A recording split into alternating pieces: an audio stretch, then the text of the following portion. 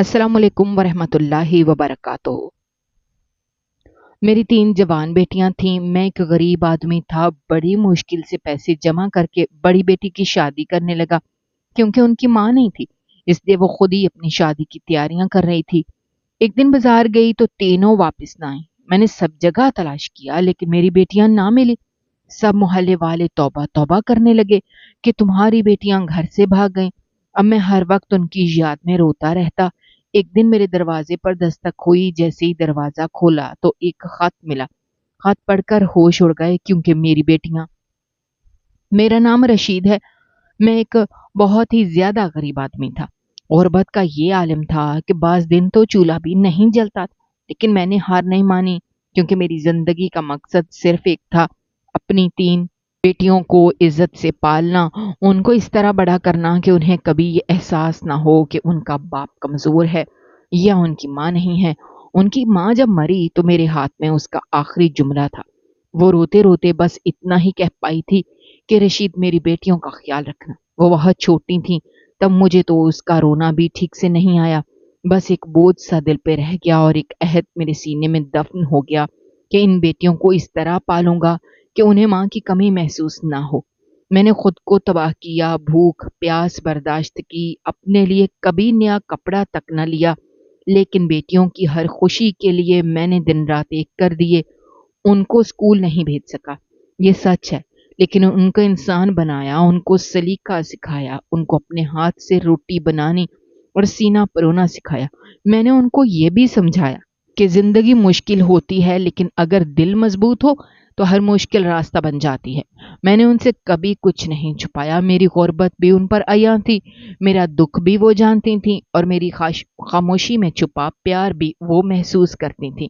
जब बेटियां जवान होने लगीं तो मोहल्ले वाले, रिश्तेदार और जानने वाले सब ने कहा, रशीद, दूसरी शादी कर ले, तेरे लिए सहारा हो जाएगा, तेरे लिए खाने को, कपड़े को, आराम को कोई होगा। मैं उनसे कहता कि तुम्हारे लिए शायद ये मशवरा आम बात हो, लेकिन मेरे लिए ये खुद गर्जी होगी। मेरी बेटियां जब रात को मेरे पहलू में बैठकर अपनी माँ की तस्वीरें देखती हैं, तब मैं कैसे उनको छोड़कर किसी औरत को ला सकता हूँ। मैंने कभी दूसरी शादी के बारे में सोचा भी नहीं। बस ये जिंदगी बेटियों के लिए वक्फ कर दी थी। वक्त गुजरता गया। बड़ी बेटी की उम्र शादी के काबिल हुई तो मेरे ऊपर एक और इम्तहान आन पड़ा।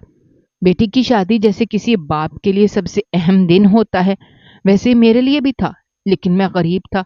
मैं कुछ दे न सका तो लोग कहेंगे कि रशीद ने अपनी बेटी को खाली हाथ रुखसत किया। इसलिए मैंने अपने खाने पीने, कपड़े, दवा, इलाज, हर चीज को छोड़कर सिर्फ एक काम किया, पैसे जोड़ना। और ऐसा नहीं था कि मुझे ये पैसे मिल गए थे, नहीं, मैंने उनके लिए मजदूरी की, ईंटें उठाई, बोरियों के नीचे कमर झुकाई, रात रात बार फुटपाथ पे माल ढोया, तब जाके कुछ पैसे इकट्ठे हुए। घर में खाने को कुछ नहीं होता था। बास दिन तो चाय की जगह पानी से गुजारा किया, लेकिन दिल में एक खुशी थी कि बेटी की शादी के दिन कुछ दिन दे सकूंगा। जब वक्त आया तो मैंने बेटियों को थोड़े से पैसे दिए और कहा, शॉपिंग कर लो, लेकिन एहतियात से करना, क्योंकि इतने ही हैं जितने सालों से जोड़े हैं।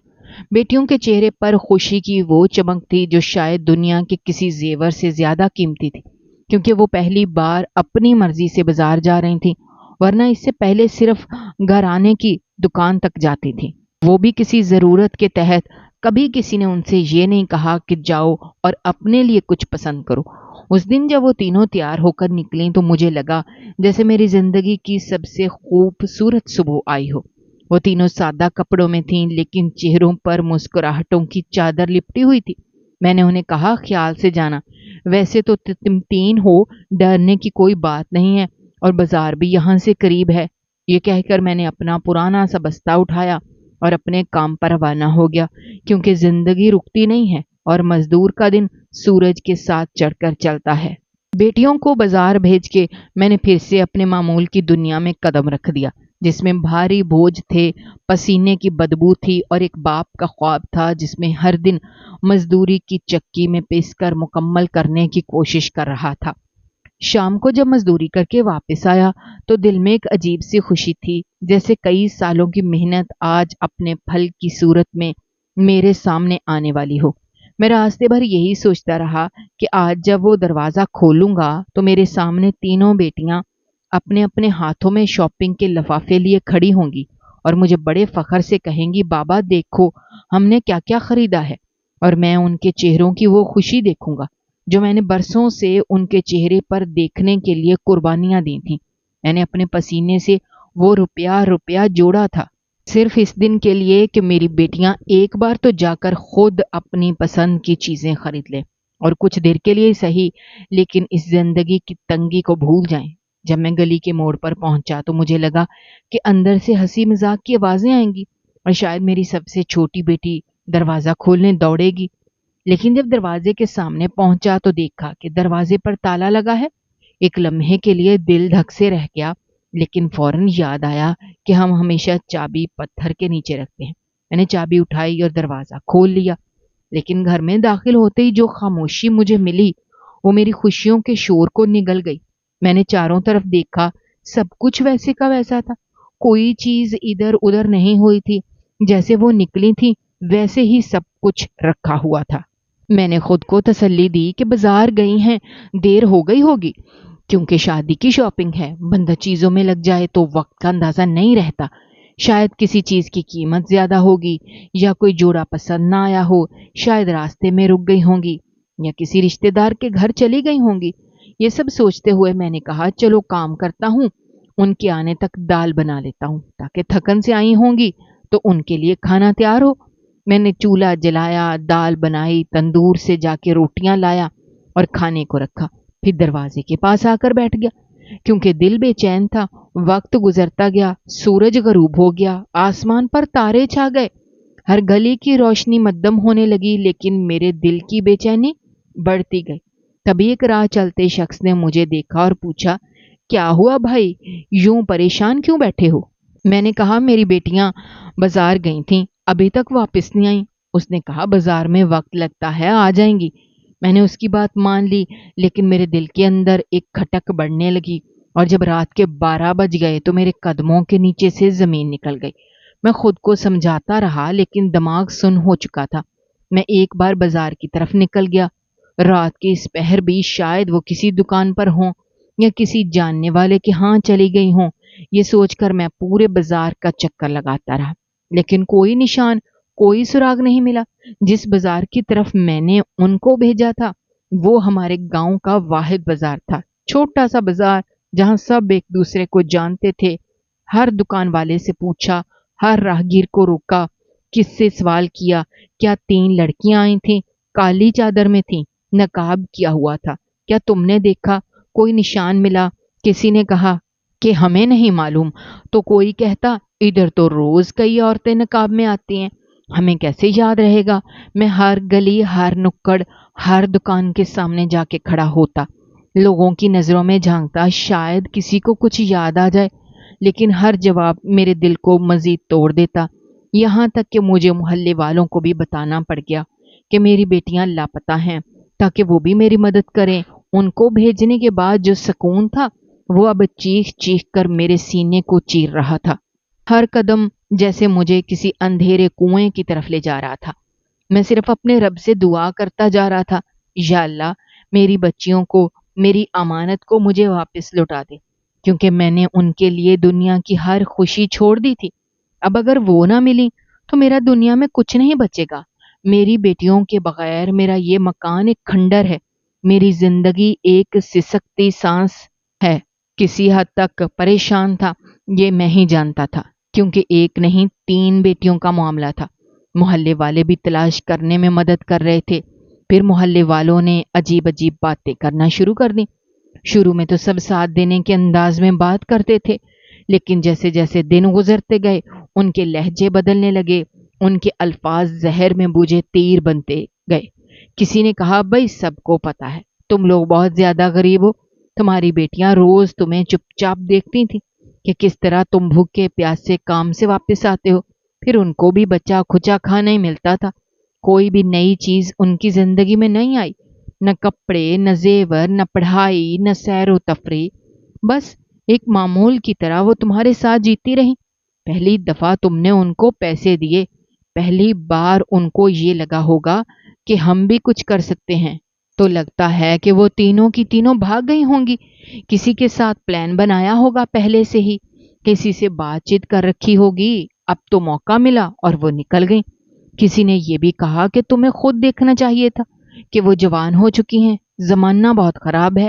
ایسا نہ ہو انہوں نے خود ہی کہیں بھاگنے کا ارادہ کر لیا ہو، یا کسی نے ورغلایا ہو، یا کسی کے ساتھ بات چیت میں آ گئی ہوں۔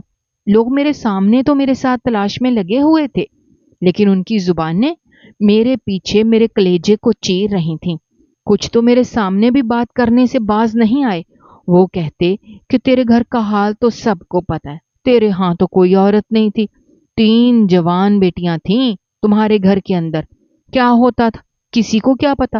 کوئی بھی کسی سے بات کرتا ہو تمہیں نہیں معلوم۔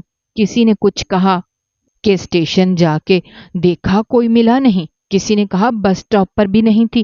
میں خود ہر جگہ دیکھ آیا تھا، پورا علاقہ چھوٹا سا تھا، یوں سمجھو ہر گلی ہر نکڑ ہر کونا چھان مارا تھا، لیکن بیٹیوں کا کوئی نشان نہیں ملا۔ رہ گئے لوگ تو ان کے گھروں میں جھانکنا ہماری مجال نہیں تھی، اور ویسے بھی یہاں تو سب بہو بیٹی والے رہتے تھے، کسی کے گھر میں میری بیٹیوں کا کیا کام ہوتا۔ یہاں کوئی ایسا اکیلا بندہ نہیں رہتا تھا جس پر شبہ کیا جاتا، اس لیے ہمارے پاس بس یہی بچا تھا کہ اب یا تو خود ہی واپس آئیں یا خدا کوئی معجزہ دکھائے۔ وقت کا کام ہے گزرنا، وہ گزرتا گیا، لیکن میرے دل کے اندر جو کرب تھا وہ ہر گزرتے دن کے ساتھ بڑھتا گیا۔ 2-3 دن ایسے ہی گزر گئے جیسے صدیوں کا سفر ہو۔ مجھے رات کو نیند نہیں آتی تھی، میں اندھیرے میں اکیلا بیٹھ کر دروازے کو تکتا رہتا تھا۔ ہر بار لگتا تھا کہ اب دستک ہوگی اور میری بیٹیاں اندر آ جائیں گی، لیکن ایسا کچھ نہیں ہوا۔ اب لوگ کہنا شروع ہو گئے کہ بس کر دے رشید، اب ان کو سوچنا چھوڑ دے، نہیں آئیں گی وہ، اب بھول جا۔ تو ایک آدمی نے تو حد ہی کر دی، اس نے میرے کندھے پہ ہاتھ رکھا اور ہنستے ہوئے کہا، شکر کر تو نے ان کی شادی کرنی تھی، تیرے تو پتہ نہیں کتنے پیسے لگ جانے تھے، ان کے زیور، کپڑے، رخصتی، کھانے، سب کے خرچے الگ، اور پھر ان کے بعد نواسے نواسیوں کا بھی سوچنا تھا، وہ بھی تو تیرے ہی پیٹ پہ پلنے تھے۔ اب دیکھ تیری جان بچ گئی، تیری بچت ہو گئی، اب تجھے یہ سب تو نہیں کرنا پڑے گا، اب تو اکیلا ہو گیا ہے، تو کسی بیوہ یا طلاق یافتہ عورت سے شادی کر لے، اپنی زندگی بنا لے، کسی کا سہارا بن جا، خود بھی کسی کے سہارے سے جی لے۔ وہ یہ سب باتیں ہنستے ہوئے کر رہا تھا، اور مجھے ایسا لگ رہا تھا جیسے میرے زخموں پر نمک کے بجائے تیزاب ڈال رہا ہے۔ جب میں نے غصے میں کچھ باتیں سنائیں تو اس پر بھی مجھے ہی لوگ برا کہنے لگے کہ تمہاری زبان تو بہت کڑوی ہو گئی ہے، تمہاری بیٹیاں تھی بھی خوبصورت، تبھی تو کوئی لے گیا ہوگا یا خود ہی چل پڑی ہوں گی۔ جب عورت خوبصورت ہو اور آئینہ دیکھے تو وہ اپنے آپ کو سب سے الگ سمجھتی ہے، اور یہی سوچ اس کو غلط راستے پہ ڈال دیتی ہے۔ جب وہ اپنے حسن پہ ناز کرتی ہے تو اسے لگتا ہے کہ میں کسی کی محتاج نہیں ہوں، اور پھر وہ کوئی ایسا قدم اٹھا لیتی ہے جس سے ساری عزت مٹی میں مل جاتی ہے۔ وہ کہتے کہ تمہاری بیٹیوں کا بھی کچھ ایسا ہی ہوا ہوگا، کیونکہ تمہارے گھر میں اور تھا ہی کیا سوائے غربت اور محرومی کے۔ جب سب کچھ چھن جائے اور حسن باقی رہ جائے تو وہی حسن بغاوت کر دیتا ہے اور بھاگ نکلتا ہے۔ وقت گزرنے کے ساتھ ساتھ شاید میں بھی اس بات پہ یقین کر لیتا کہ وہ بھاگ گئی ہیں، لیکن ابھی بھی مجھے میرا دل اجازت نہیں دے رہا تھا۔ میں نے ان کی اس طرح تربیت نہیں کی تھی، نہ ہی ان کے اندر ایسی ماں کا خون تھا۔ ان کی ماں نے پوری زندگی میرے ساتھ دیا، جبکہ وہ اچھے گھر سے آئی تھی، پھر بھی میری غربت میں میرے ساتھ ساتھ رہی۔ نہ صرف میں اپنی بیٹیوں کے بارے میں پریشان ہو رہا تھا، بلکہ مجھے ان کی یاد بھی آ رہی تھی۔ جس جگہ بڑی بیٹی کا رشتہ کیا ہوا تھا وہ لوگ بھی دروازے پہ آ گئے کہ شادی میں صرف 10 دن رہ گئے ہیں، ہم نے سنا ہے آپ کی بیٹیاں تو بھاگ گئی ہیں۔ میں نے کہا ایسی کوئی بات نہیں ہے، وہ گم ہو گئی ہیں، میں نے گمشدگی کی رپورٹ بھی کروائی ہے۔ وہ کہنے لگے کہ بھاگ جانے کو گمشدگی کا نام دے، اچھا ہوا پہلے ہی پتہ چل گیا، نہیں تو کل کو ہماری عزت بھی خراب ہوتی۔ ابھی تو صرف آپ کی عزت خراب ہوئی ہے۔ وہ لوگ ہزاروں باتیں سنا کر چلے گئے۔ پھر کسی نے بتایا یہ لڑکا تو خود بہت بڑا لوفر قسم کا انسان تھا، اور اس کے خلاف تو تانے میں پہلے ہی ایک رپورٹ تھی کہ یہ کسی کی لڑکی کو لے کر بھاگ چکا ہے۔ لیکن اب تو سب کو میں ہی نظر آ رہا تھا، میں ہی نشانے پہ تھا، اس لیے میں چپ ہو گیا۔ پر ویسے بھی اب انہوں نے میری بیٹی کا رشتہ نہیں لینا تھا۔ اگر وہ واپس آ بھی جاتی تو میری عقل میں یہ بات نہیں گھس رہی تھی کہ بیٹی بازار سے کہاں چلی گئی اور اب وہ کہاں ہے۔ ہمارے پاس اتنے پیسے نہیں تھے کہ ان کے پاس کوئی فون ہوتا۔ اگر فون ہوتا تو شاید مجھے فون آ جاتا، لیکن فون میرے پاس بھی نہیں تھا۔ ایک دن میں گھر میں اکیلا بیٹھا ہوا تھا، ہر طرف خاموشی تھی، ایک ایسی خاموشی جس میں آنکھیں بھی بولتی ہیں، دیواریں بھی روتی ہیں اور سانسیں بھی بوجھ بن جاتی ہیں۔ میں اپنے خالی کمرے میں بیٹھا تھا، یہ سوچ رہا تھا کہ میرا گھر جو کبھی چہچہاہٹ سے بھرا ہوتا تھا، جہاں میری بیٹیوں کی ہنسی گونجتی تھی، وہ کیسے ایک ویران قبرستان سا بن گیا ہے۔ میرے گھر کی چڑیاں، میری پریاں، میری بیٹیاں آخر کہاں چلی گئیں، کیوں چلی گئیں اور کیسے چلی گئیں؟ انہی خیالوں میں گم تھا کہ اچانک دروازے پر دستک ہوئی۔ میں نے چونک کر دروازہ کھولا تو سامنے ایک اجنبی سا ڈاکیا کھڑا تھا۔ اس کے ہاتھ میں ایک لفافہ تھا۔ اس نے میرے ہاتھ میں دیا اور چلا گیا۔ میں نے لفافہ تھاما، دروازہ بند کر کے اندر آ گیا۔ میرا دل زور زور سے دھڑک رہا تھا، جیسے کوئی انہونی ہونے والی ہو۔ میں نے کانپتے ہاتھوں سے وہ لفافہ کھولا تو میرے قدموں کے نیچے سے زمین نکل گئی۔ اس کے اندر ایک چھوٹا سا خط تھا، ایک ٹرین کا ٹکٹ تھا اور 5,000 روپے رکھے ہوئے تھے۔ خط میں لکھا تھا، اگر اپنی بیٹیوں کے بارے میں جاننا چاہتے ہو تو لفافے میں دیا گیا پتہ ہے، اس پر پہنچ جاؤ، ٹکٹ کا استعمال کرو، پیسے تمہارے راستے کے خرچ کے لیے رکھے گئے ہیں۔ میں یہ پڑھ کے سن ہو گیا، میرا دل جیسے بند ہو گیا تھا، میرا دماغ معاف ہو چکا تھا، لیکن اگلے ہی لمحے میرے اندر جیسے ایک نئی روح دوڑ گئی۔ میں نے وہ خط سینے سے لگایا اور طے کر لیا کہ جس طرف سے بھی میری بیٹیوں کی خبر آ رہی ہو، اگر مجھے ان کی سانسوں کی بھی آہٹ سنائی دے تو میں کیوں نہ اس طرف جاؤں۔ میں نے کسی کو بھی نہیں بتایا، نہ کسی سے مشورہ کیا، نہ کسی سے الوداع کہا۔ 1 گھنٹے کے اندر اندر اپنا چھوٹا سا تھیلا تیار کیا اور ٹرین اسٹیشن پر پہنچ کر وہی ٹرین پکڑ لی جس کا ٹکٹ مجھے ملا تھا۔ ٹرین میں بیٹھا تو ارد گرد سب اجنبی تھے اور میرے دل کے اندر ایک ہی سوال گردش کر رہا تھا کہ وہ کون ہے جس نے مجھے یہ خط بھیجا؟ وہ کون ہے جو میری بیٹیوں کا اتا پتہ جانتا ہے؟ اور یہ کیسے ممکن ہوا کہ اتنے دنوں کے بعد کسی نے میری خاموشی کو سنا؟ جب میں اسٹیشن پر پہنچا تو میرے دل کی دھڑکن تیز ہو چکی تھی۔ میں ادھر ادھر دیکھ رہا تھا کہ ایک شخص میری طرف آیا اور میرے پاس آ کر بولا، آپ محمد رشید ہیں، اندلیب کے والد صاحب؟ میرے دل کی دھڑکن جیسے رک گئی۔ میں نے کانپتی آواز میں کہا کہ ہاں میں ہی ہوں، تمہیں کیسے پتا؟ اس نے کہا، آپ کا حلیہ بتایا تھا۔ میں نے اندازہ لگایا، میں نے جلدی سے کہا، اس نے بتایا تھا؟ اس کا مطلب ہے وہ زندہ ہے، وہ ٹھیک ہے؟ اس آدمی نے کہا، جی جی، آپ فکر نہ کریں، سب خیریت ہے، آپ میرے ساتھ چلیں۔ وہ مجھے ایک بڑی سی گاڑی کے پاس لے کر آیا جس کا رنگ چمکتا ہوا تھا، شیشے کالے تھے جیسے کسی خاص آدمی کی گاڑی ہو۔ میں ابھی بھی حیران تھا، لیکن وہ آدمی بڑی محبت اور عزت سے پیش آ رہا تھا۔ اس نے مجھے گاڑی میں بٹھایا اور میرے بیٹھتے ہی اس نے پوچھا، آپ نے کھانا کھایا ہے؟ طبیعت تو ٹھیک ہے؟ کوئی پریشانی تو نہیں؟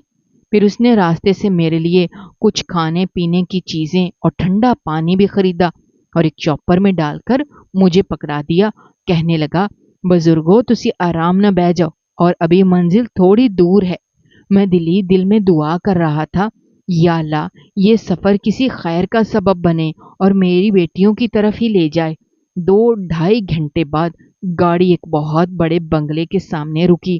یہ بنگلہ میرے وہم و گمان سے بھی بڑا اور شاندار تھا۔ اس بنگلے کی چوکھٹ سے لے کر چھت تک جیسے کسی محل کی یاد دلا رہی تھی۔ پہلے ایک بڑا گیٹ تھا، پھر اندر جاتے ہی بڑے بڑے باغ تھے جہاں 2 3 قیمتی گاڑیاں کھڑی تھیں، پھولوں کی قطاریں تھیں، جھاڑیاں تراشی گئی تھیں اور بیچ میں ایک پکی روش تھی جو مرکزی دروازے تک جاتی تھی۔ مرکزی دروازہ اتنا شاندار تھا جیسے کسی نواب کا دروازہ ہو، اور جب میں نے اوپر دیکھا تو وہ مکان کم از کم 5 منزلہ تو تھا۔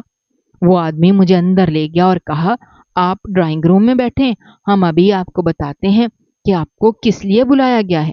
میں صوفے پر بیٹھ گیا۔ میرا دل زور زور سے دھڑک رہا تھا۔ اتنی دور گاؤں سے ہزاروں میل کے فاصلے پر، اس بڑے شہر میں اور اس محل جیسے گھر میں آخر میری بیٹیوں کا کیا تعلق ہو سکتا ہے؟ کون لوگ ہیں یہ اور مجھے اتنی عزت سے کیوں بٹھا رہے ہیں؟ کیا میری بیٹیاں واقعی یہاں ہیں یا کوئی اور ماجرا ہے؟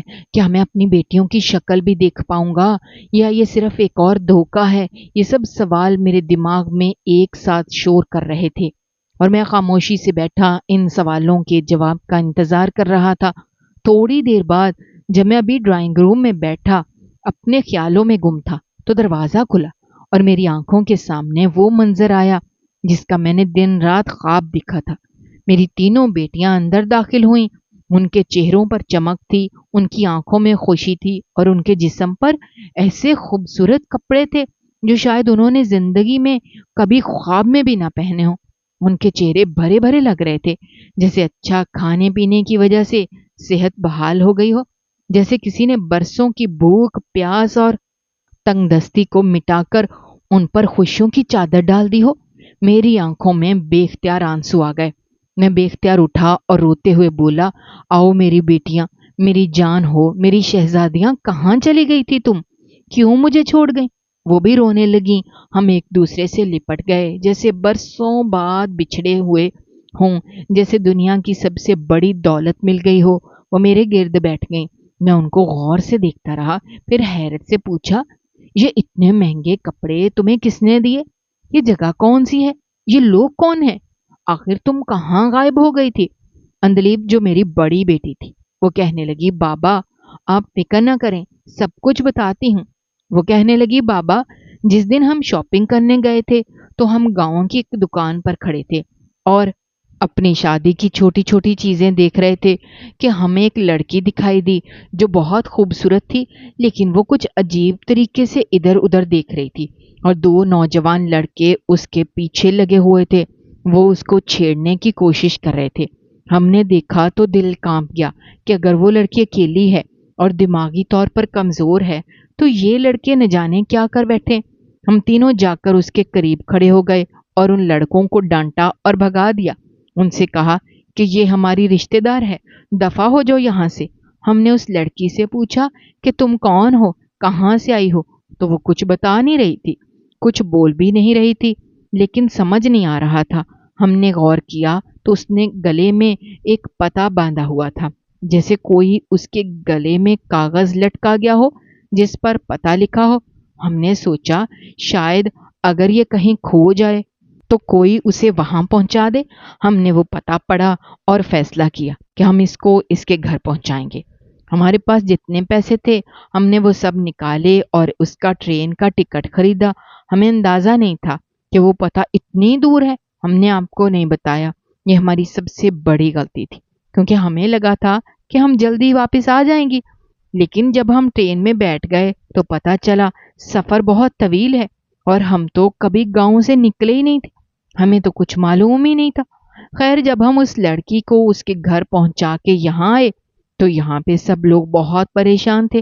وہ لڑکی اس گھر کے مالک سیٹھ شبیر صاحب کی بیٹی تھی، لیکن وہ بیچاری دماغی طور پر کمزور ہے، کبھی کبھی خود ہی نکل جاتی ہے، کسی کو پتہ نہیں چلتا۔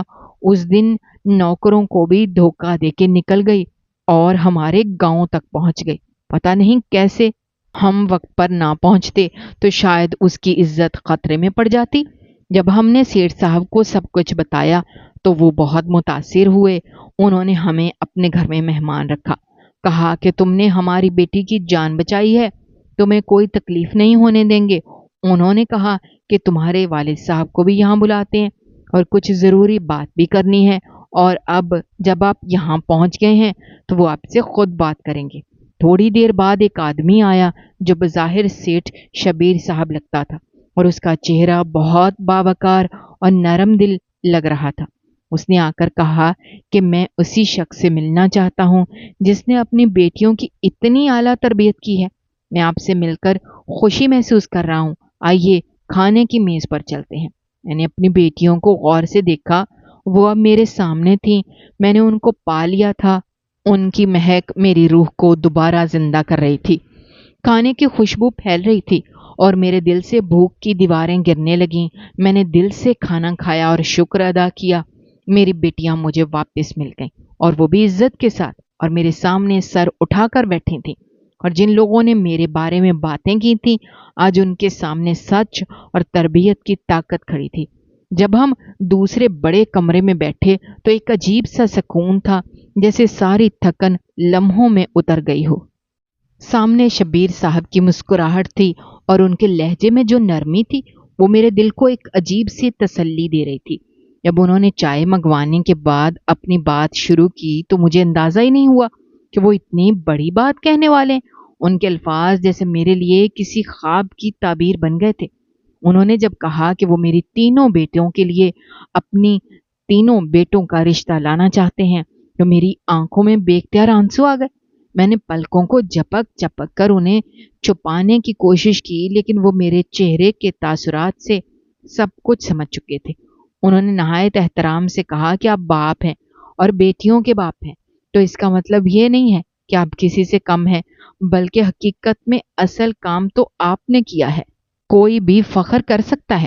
ان کے لہجے میں خلوص تھا، ان کی آنکھوں میں سچائی تھی، اور ان کی باتوں میں جو عزت تھی اس نے میری برسوں کی تھکن اتار دی۔ انہوں نے میرے کندھے پر ہاتھ رکھا اور نہایت شفقت سے کہا، اب آپ سمجھیں کہ آپ کے سارے مسئلے ختم ہو چکے ہیں۔ میں نے ان کے بیٹوں کو بھی دیکھا تو دل سے دعا نکلی کہ واقعی یہ لوگ میری بیٹیوں کے قابل ہیں۔ ان کے انداز میں شائستگی تھی، گفتگو میں لحاظ تھا، چہروں پہ سادگی اور آنکھوں میں تمیز جھلک رہی تھی۔ میں نے دل ہی دل میں شکر ادا کیا کہ اللہ نے مجھے اس عزت کے قابل سمجھا۔